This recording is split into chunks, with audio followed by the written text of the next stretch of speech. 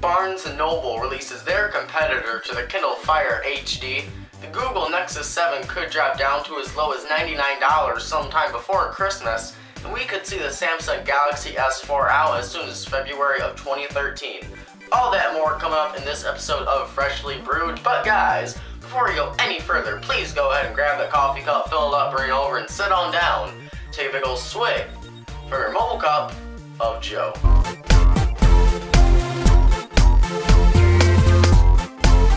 Hey guys, how are you doing? My name is Joe Marin, and I am your host of Freshly Brewed. Let's not waste any more time and jump into our first story of the week, and that is about Barnes & Noble. So Barnes & Noble recently announced their competitor to the Kindle Fire HD, and their new tablet is called the Nook HD. Getting pretty creative with the name there, Barnes & Noble. But the Nook HD comes in two models, just like the Kindle Fire, a 7-inch and 9-inch model. 7-inch version of the Nook HD will feature a 720p HD display, while the 9-inch model, the Nook HD Plus, will feature a 1080p Full HD display.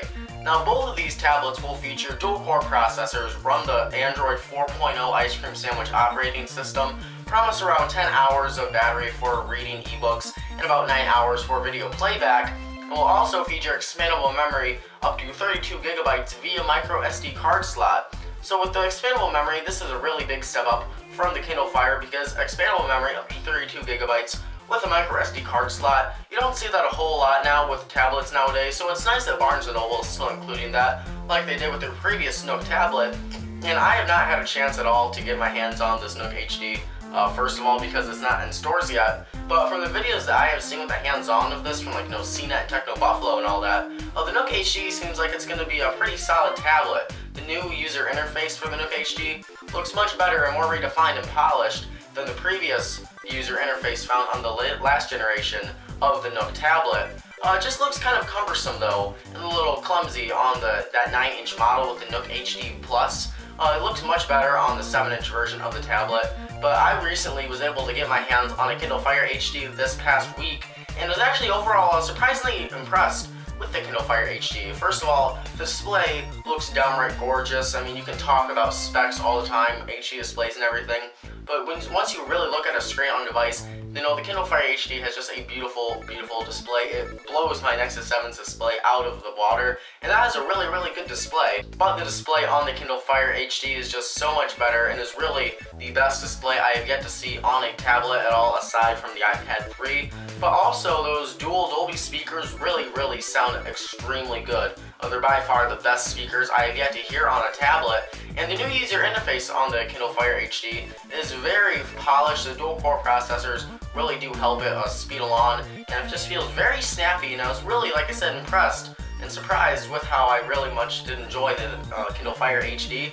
So if Barnes & Noble wants to knock this Kindle Fire HD out of the park, in my opinion at least, they're going to have to release one hell of a tablet. We could see a price drop in the Nexus 7 sometime before the holiday season, and that price drop could be as low as $99.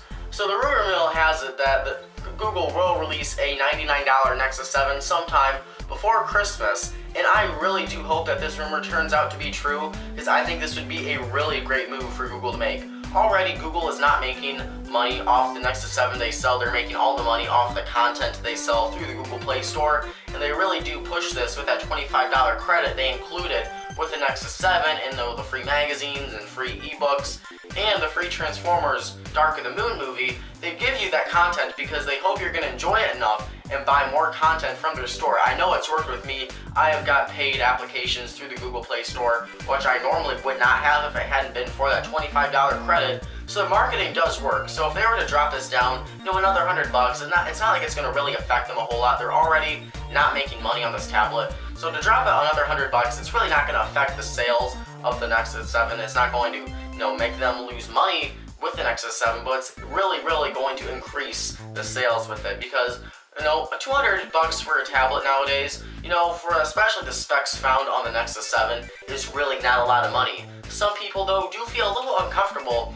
paying $200 if they want to get in the tablet market. They want to get a decent one. They don't really need the top-of-the-line stuff, but they do want to get their hands in the tablet market. They want to see what the whole craze is about. $200 for them, and especially in today's economy, can still be a lot of money for just a luxury and not really a necessity by any means So to drop this down to $99, I think that pretty much everyone would be perfectly fine spending $100 on a tablet, and especially for one like the Nexus 7, because really with tablets in the $99 price range or below $200, they're very, very mid-range. They're very true to that price. You're getting extremely low resolutions, like 800 by 480. That's a standard definition display. That's really, it's now meant for a smartphone, and especially on a tablet, it's just going to look very, very bland and very plain.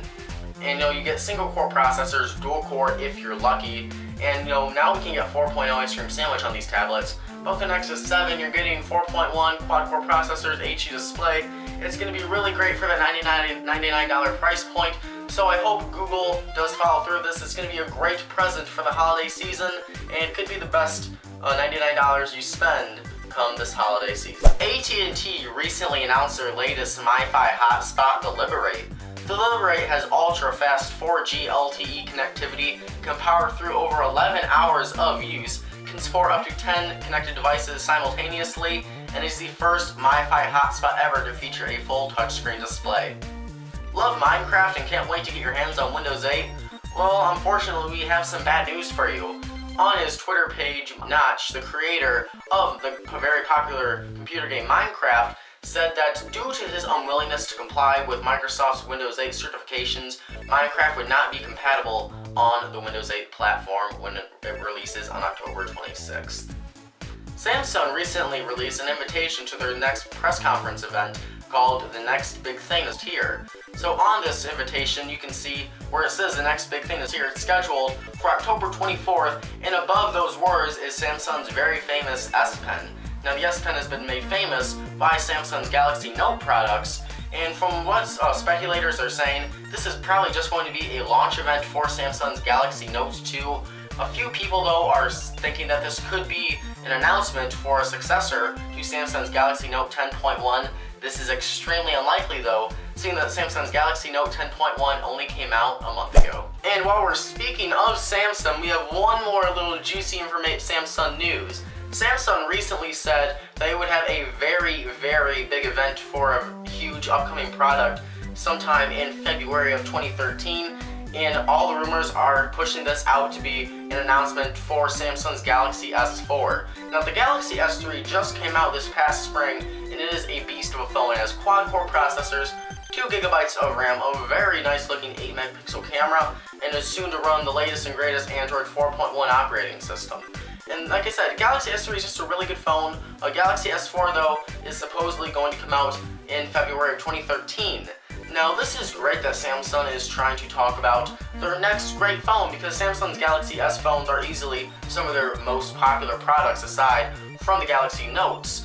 But it just kind of worries me and kind of just makes me feel that these lifetimes for these products, especially smartphones, are really not that long and are much shorter than they should be. The Galaxy S3 just came out this past spring, and for Samsung to already be talking about potentially an announcement event for the Galaxy S4, it just really has me kind of bummed out, because when you sign a contract, 99% of the time for a smartphone, it's a 2-year contract. So say, when the Galaxy S3 came out in the spring, I went and picked one up, signed a contract for 2 years, I'm really happy with my phone. It's awesome, there's a beautiful 4.8-inch display, it's a really great phone, and I'm really happy with it. And then I see that the Galaxy S4 is announced, and now I'm bummed out. Even though it's still a great phone, I know there's something new coming around the corner, and I'm stuck with this Galaxy S3 for another full year unless I want to pay an ETF or early termination fee, which they are extremely expensive, especially if you have another full year on your contract. So it's great that these phone companies, not just Samsung, it's everyone, HTC, Motorola, all these companies, they release successors to their phones much sooner, in my opinion, before the phone that they release, the predecessor, has enough time to really grow and mature. A full year, I know that sounds like a long time in today's mobile technology market, but 1 year is really not a whole lot of time. These phones are really great phones, and especially with 2-year contracts, you get a phone, its successor comes out a year later, you're bummed, you want the new one. So it just kind of has me bummed out, about with these life cycles of these smartphones. Not so much tablets, because with tablets you don't usually sign a 2-year contract, so it's not nearly as expensive to get the sequel to that. But with smartphones, 2-year contracts, they're very expensive to get out of early. So that's actually going to be our question of the week. It's not really about the Galaxy S4, just about these smartphone life cycles in general. Comment below and let me know what you think about smartphones life cycles. Do you think they're long enough? Because about a year is pretty much the longest a smartphone life cycle has nowadays. Do you think a year is long enough? Do you think it should be longer, or do you think it really should be shorter? Comment below and let me know. Please answer the question of the week, because I would really like to get some other viewers' insight on that. But that does bring us to the end of this episode of Freshly Brewed. And you know what, if you liked the video, please go ahead and hit the like button if you liked it. It takes 1 second to do so. It really helps support the show. And if you want to show your support towards the show even more, go ahead and hit the subscribe button right there. Nowhere at the top of the screen, we have an annotation on the video. So we are making it even easier for you to like and subscribe to Mobile Cup of Joe. That's our job here, to make it super easy for you to subscribe. So I know where I have to guess where the subscribe button is. I know it's right there. So please go ahead and do that. You know what, guys? My birthday was this past Tuesday. I'm 15. So go ahead, like and subscribe. Think of it as a late birthday present to me. And throwing another curveball at you, we will no longer be listing off all the social network sites we are on. You can check them out in the bottom corner of the screen. So guys, that's about it for this episode of Freshly Brewed. Have a wonderful day. Have a wonderful weekend. Please don't go out and get drunk and go to jail, or get in a car crash, or go to juvie, because if you do that, you won't be able to watch Mobile Cup of Joe. But guys, really have a wonderful day. Have a wonderful weekend, and I'll see you in the next video. Bye-bye.